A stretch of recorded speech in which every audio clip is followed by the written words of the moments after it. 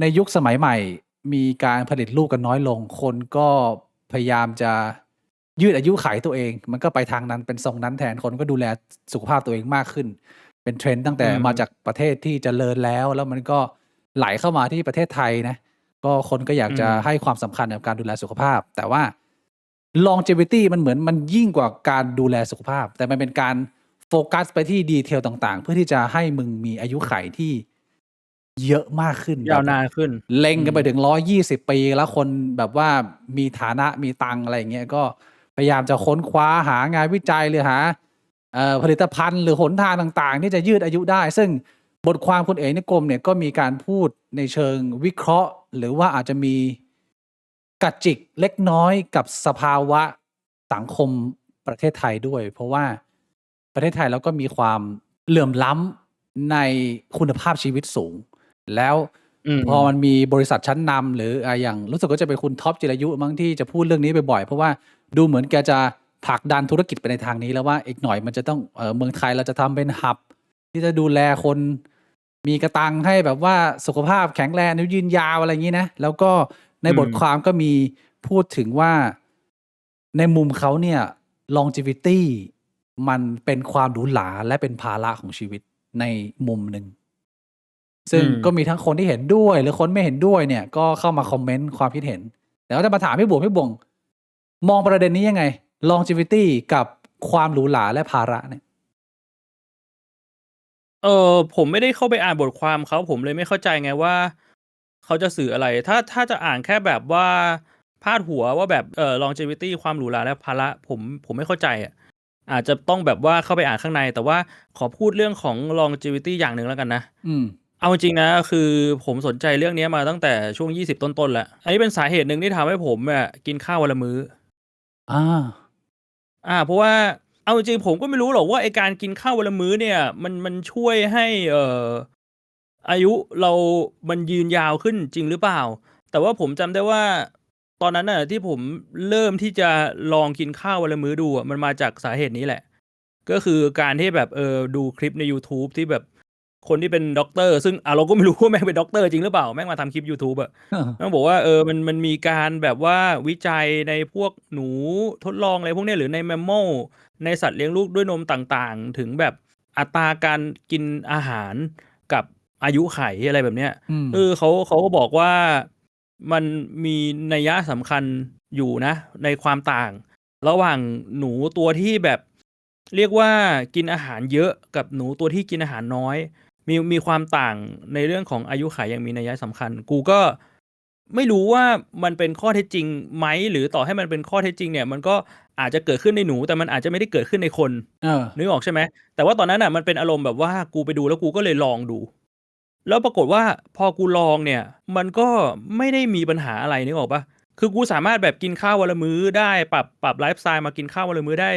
มันก็เลยเหมือนว่าเฮ้ยมันไม่ได้มีปัญหาอะไรเนี่ยมันจะทำให้อายุยืนยาวหรือเปล่าอันนี้คืออย่างแรกอืมอย่างที่สองคือถ้าสมมุติมันไม่ทำให้อายุยืนยาวเนี่ยอย่างน้อยๆกูก็ไม่มีปัญหานะมันทำให้ชีวิตกูสบายขึ้นกูกินข้าววันละมื้อกูไม่ต้องมานั่งเสียเวลากินข้าวเยอะไงอาเออเอาเวลาไปทำอย่างอื่นได้ประหยัดแต่เงินด้วยอา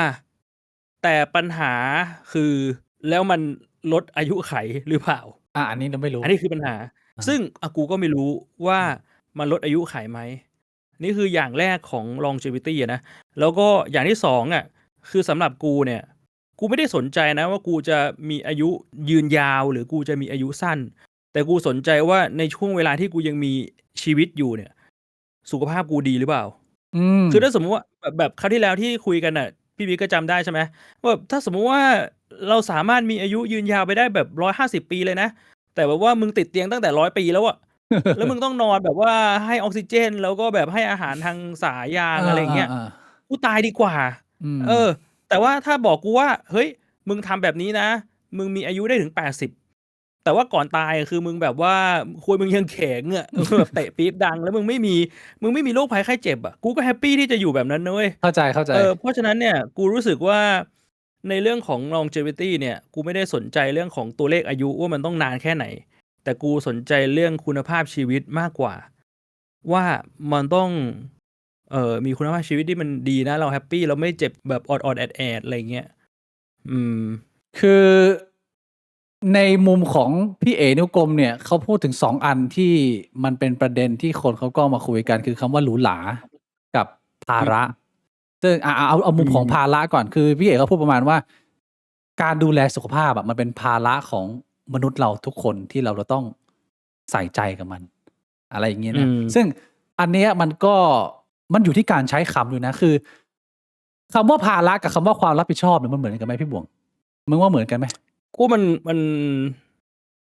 คล้ายๆกันอยู่นะ มันไม่เชิงเหมือนซะทีเดียว คื แต่ อ มันมีความใกล้เคียงกันอยู่ เหมือนเป็นสิ่งที่มึงต้องทำอะแต่ว่าถ้าความรับผิดชอบคือ เป็นสิ่งที่มึงต้องทำแต่มึงไม่ได้รู้สึกแย่มากที่มึงจะต้องทำแต่ถ้าเกิดเป็นภาระมันเป็นเหมือนกับว่าสิ่งที่มึงต้องทำแล้ว ต่อให้มึงทำไปมึงก็ยังรู้สึกแย่ที่จะต้องคีปมันไว้หรือดูแลมันต่อไปอะไรแบบนี้มันคือมันไม่ได้ช่วยอะไรกับชีวิตมึงมากเท่าไหร่ ซึ่งผมคิดว่าประเด็นนี้ก็น่าสนใจที่จะมองว่า ถ้ามึงมองว่าการดูแลสุขภาพเป็นภาระเนี่ย มันมีความรู้สึกเป็นในทางลบ แล้วก็ดูเป็นเหมือนอะไรที่สำหรับบางคนอาจจะไม่อยากทำอาจจะแบบเชื่อทิ้งแม่งไปแล้วแม่งเหนื่อยแล้วชีวิตมันต้องดูอะไรกันเยอะไปหมดสุขภาพก็ต้องดูแล แต่ถ้าเกิดว่ามึงมองไปในมุมที่มันเป็นความรับผิดชอบอะมันก็ไม่ได้แย่ขนาดนั้นไงแล้วมันก็เป็นสิ่งที่จำเป็นที่จะต้องใส่ใจอะไรอย่างเงี้ยนะในมุมกูอันนี้คือส่วนแรกแต่อันที่คนมันถกเถียงกันมากกว่าคือคำว่าเป็นแบบ luxury เป็นเหมือนของเล่นคนรวยการที่มันมีเทรนด์ตรงนี้แล้วมันกำลังจะมีนวัตกรรมใหม่ๆเครื่องตรวจวัดนู่นวัดนี่จะต้องออกกำลังกายให้ได้กี่วันต้องแข่งกับคนนั้นคนนี้กลายเป็นว่าการดูแลสุขภาพเนี่ยมันเป็นของที่คนที่มีทรัพยากรมากกว่าทั้งเงินและเวลาเนี่ยก็จะเอามาอวดกันแล้วว่าเฮ้ยมึงฝึกหายใจยังมึงแช่น้ำแข็งหรือยังมึงได้ไปเข้าเครื่องนอนน้ำเกลือหรือยังหรือว่ามึงดูเรื่องอาหารมึงไหมมึงยังกินข้าวเปล่าอยู่เหรออะไรอย่างเงี้ยมันก็เลยกลายเป็นความเครียดเป็นเทรนด์ที่คนมันเอามาแข่งขันกันเพิ่มเติมซึ่งตรงนี้แหละผมคิดว่ามันอาจจะเป็นส่วนที่พี่เอเขาจะชูว่าพอมันไปถึงระดับนี้แล้วเนี่ยมันเริ่มเป็นภาระในการใช้ชีวิตละพี่บุ๋งนึกภาพออกไหมนึกภาพออกคือกูนึกภาพออกเลยว่าไอ้ longevity ในปัจจุบันกับไอ้ longevity ที่กูพูดถึงเมื่อ10 ปีที่แล้วที่กูไปศึกษาเนี่ยมันคนละรูปแบบเลยคือในปัจจุบันมันคืออย่างที่พี่บิ๊กบอกเลยมันต้องมีแบบไปแช่น้ำแข็งมันต้องมีกินยาเป็นสูตรนู่นนี่นั่นมันต้องมีแบบทำนู่นทำนี่เยอะแยะมากมายแต่ว่าหลักการของที่กูเคยไปดูมาเนี่ยเขามีหลักการง่ายๆเลยคือมันมีฮอร์โมนตัวหนึ่งที่มันทำให้ร่างกายเรามันแข็งแรงได้นานก็คือโกรทฮอร์โมนซึ่งโกรทฮอร์โมนเนี่ยแม่งหลั่งออกมา3อย่างก็คือ1ท้องหิว2นอนหลับ3ออกกำลังกายโอ้โหพี่บวงเพราะฉะนั้นเนี่ย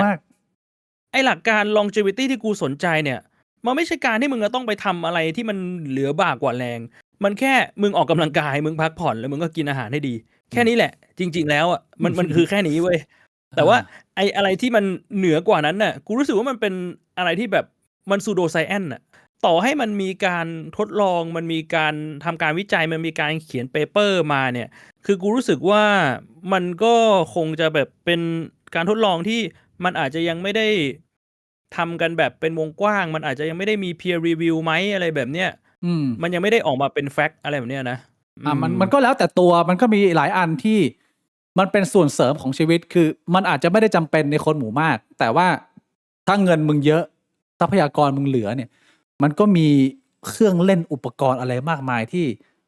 คนรวยๆเขาก็จะไปเสาะหาให้กับชีวิตเขาจ้างเทรนเนอร์ฉายแสงสีแดงเพื่อให้ผมมึงแข็งแรงอายุ90ผมมึงก็ยังดูหนุ่มคือเป็นการชะลอวัยไปด้วยอะไรเงี้ยซึ่งในมุมผมนะผมไม่มีปัญหาเลยกับเทรนด์ตรงนี้ผมเข้าใจการมาของเทรนด์แล้วมันเป็นช่วงเวลาที่มันเหมาะเจาะกับยุคปัจจุบันด้วยสภาวะการของสถานการณ์ที่คนเรามันก็มีทรัพยากรมากในบางคนบางกลุ่มนะผมคิดว่ามันไม่มีปัญหา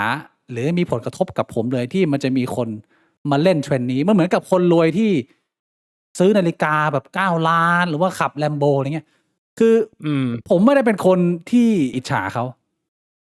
ขาจะเล่นอะไรของเขาก็เล่นหน่อยก็เรื่องของเขาผมอยู่ในที่ของผมไอความฟุ่มเฟือยของเทรนด์นี้ที่คนมีฐานะเขากำลังปั่นกระแสให้แบบว่าคนมันหันมาสนใจเฮ้ยมึงต้องชะลอวัยนะมันจะมีปัญหาผลกระทบกับคนที่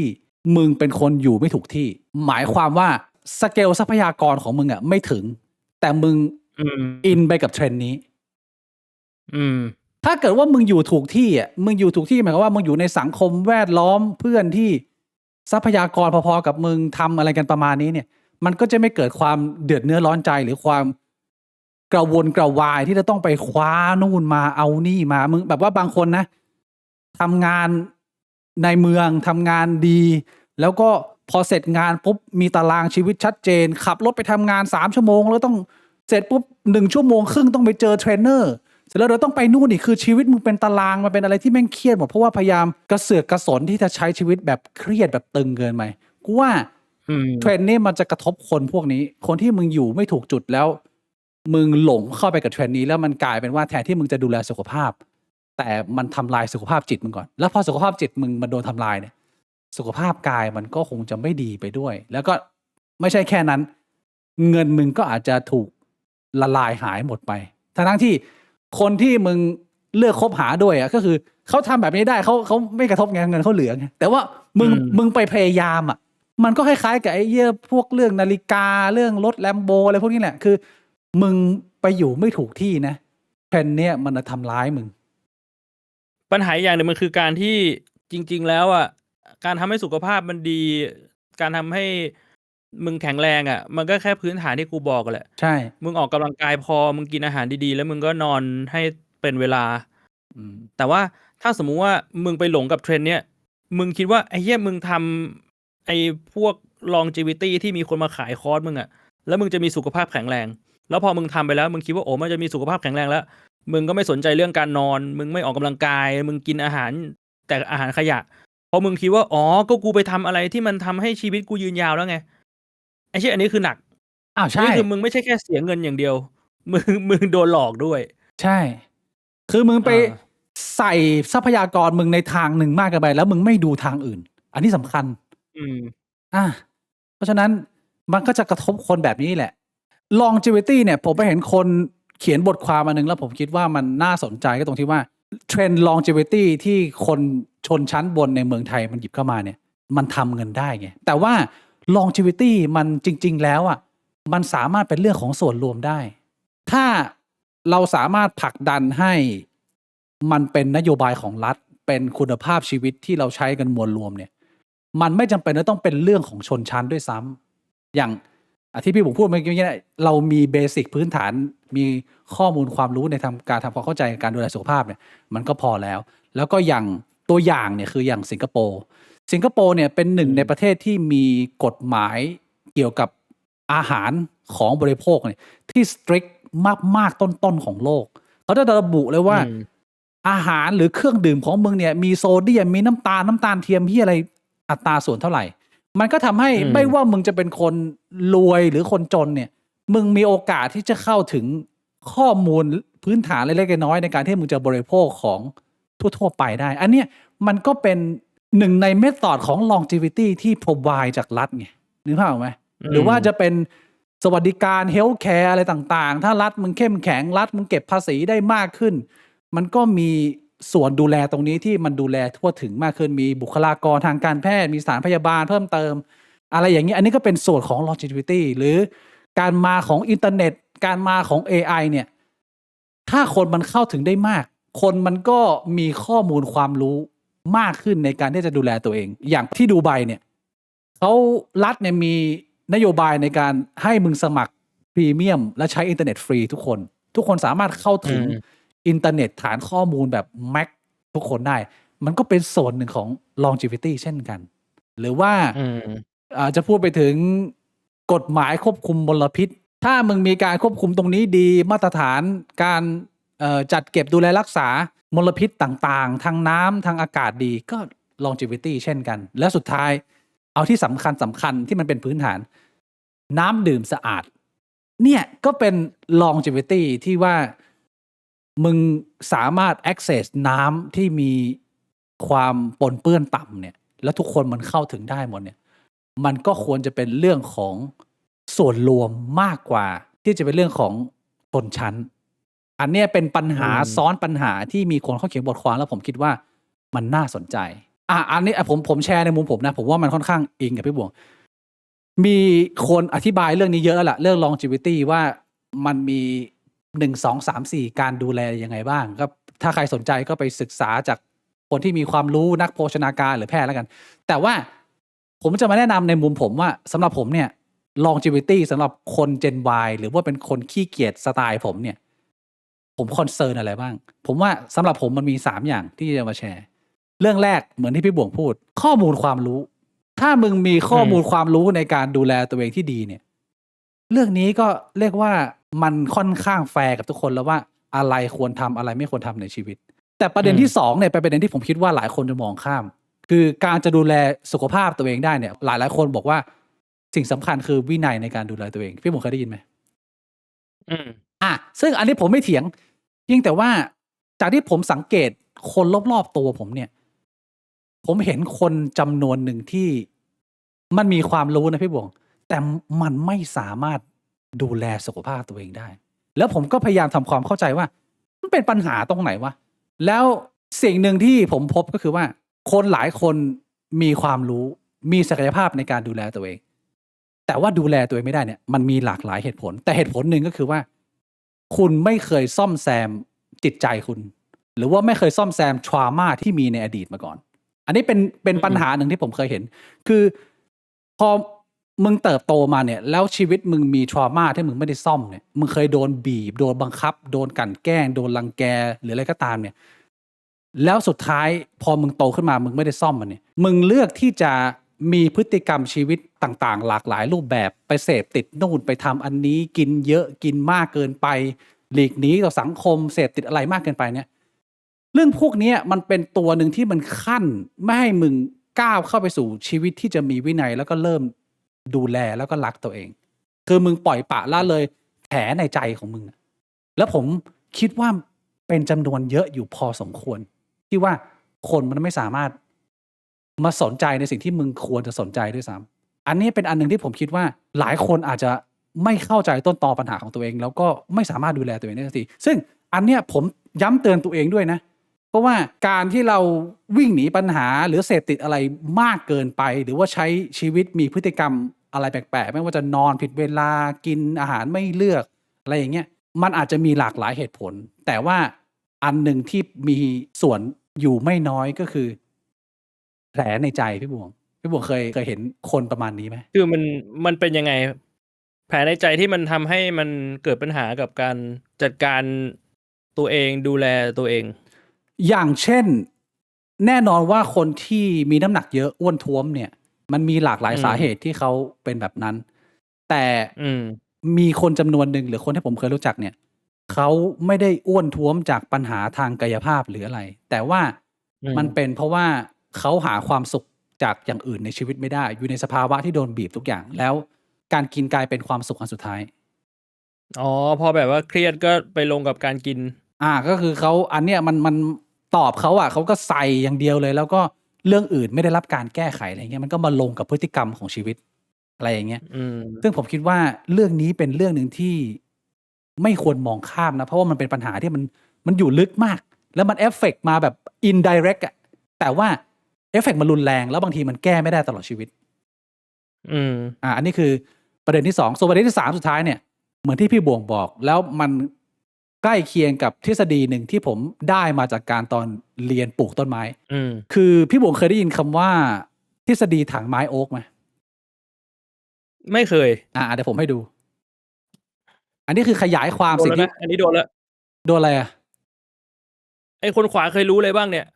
ถามอะไรตอบไม่เคยตลอดพี่บวงพูดไปหมดแล้วผมแค่ขยายความอันนี้พี่บวงอันนี้เป็นทฤษฎีของการปลูกต้นไม้นะแต่ผมคิดว่ามันใกล้เคียงกับที่พี่บวงบอกก็คือว่าบางคนน่ะมันไปโฟกัสตามเทรนด์มากเกินไปมึงจ่ายเงินให้กับการไปออกกำลังกายแต่สุดท้ายมึงนอนไม่พอแล้วมึงไม่เคยดูทฤษฎีถังไม้โอ๊กหรือ law of minimum เนี่ยใครที่ปลูกต้นไม้เนี่ยอาจจะเคยเห็นทฤษฎีตรงนี้ก็คือว่าต้นไม้เนี่ยมันดูดแร่ธาตุหลากหลายเกิดแบบหลาย10ชนิดพี่บวงอาจจะเคยได้ยินไนโตรเจนฟอสฟอรัสโพแทสเซียมอะไรพวกเนี้ยอันนี้เคยนะทฤษฎีถังไม้โอ๊กบอกว่าน้ำในถังไม้โอ๊กมันจะมีมากเท่าไหร่มันขึ้นอยู่กับว่าซี่ไม้ของมึง อันไหนต่ำสุด มันจะอยู่ที่ซี่นั้น อืม เพราะฉะนั้นการ อื ที่ ม มึงจะทำให้น้ำในถังมันเยอะ หรืออีกในหนึ่งก็คือว่าการที่มึงจะปลูกต้นไม้ให้ดีเนี่ย มันไม่ใช่การให้มึงไปโฟกัสที่ว่ามึงจะต้องอัดสารอาหารอันไหนมากเป็นพิเศษ ว่าโอ้ไนโตรเจนมึงต้องเยอะยิ่งเยอะยิ่งดีไม่ใช่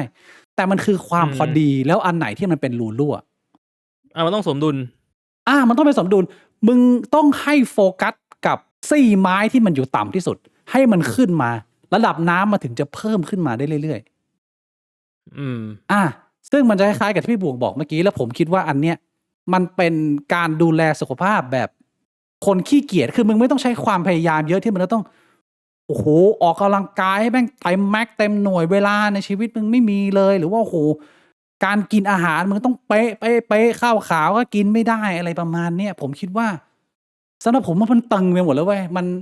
ทุกๆอย่างอะนิดๆหน่อยๆได้ แต่ว่าองค์รวมมึงอะยังโอเคอยู่ไหม สมองมึงได้รับการพักผ่อนดีไหม ลำไส้มึงยังโอเคไหม ปอดมึงยังโอเคไหม ตับมึงยังโอเคไหม กล้ามเนื้อมึงยังโอเคไหม คือเราไปโฟกัสที่ว่าซี่ไม้ไหนอะมันอยู่ต่ำสุด ผมคิดว่ามันน่าจะเป็นการดูแลสุขภาพองค์รวมที่ทุกคนแอพพลายได้ทุกชนชั้น มันเป็นองค์ความรู้ที่ไม่ต้องใช้ทรัพยากรประมาณนั้น ได้ไหมพี่บวง อืม ใกล้ๆเคียงไหม? ถังไม้โอ๊กผม ผมว่า อันเนี้ยอธิบายเห็นภาพนะ แล้วก็เป็นทฤษฎีที่มันก็ดีจริง ๆ นะ กับการที่ถ้าสมมุติว่าเรามีประมาณ 4-5 อย่างที่เราควรจะทำให้สมดุล แต่เราดันไปโฟกัสกับอย่างหนึ่งเนี่ย มันกลายเป็นว่าเราคิดว่ามันจะดี แต่ว่าเราปล่อยปละละเลยอันอื่นน่ะ มันก็ไม่ได้ส่งผลดีกับเรา ไม่มี อ ป ย่า ระ ง โย เช ช่ น น์ เราควรจะแบบกินอาหารดี ๆ ออกกำลังกายให้พอเหมาะ นอนหลับให้เพียงพอ แต่เราไปคิดแค่ว่าเราจะออกกำลังกายอย่างเดียว เราไม่สนใจเรื่องอื่นเลย คือพักผ่อนไม่เพียงพอด้วย เครียด แล้วก็กินอาหารก็แย่ แต่เราเน้นออกกำลังกาย อืม อะไรแบบเนี้ย มัน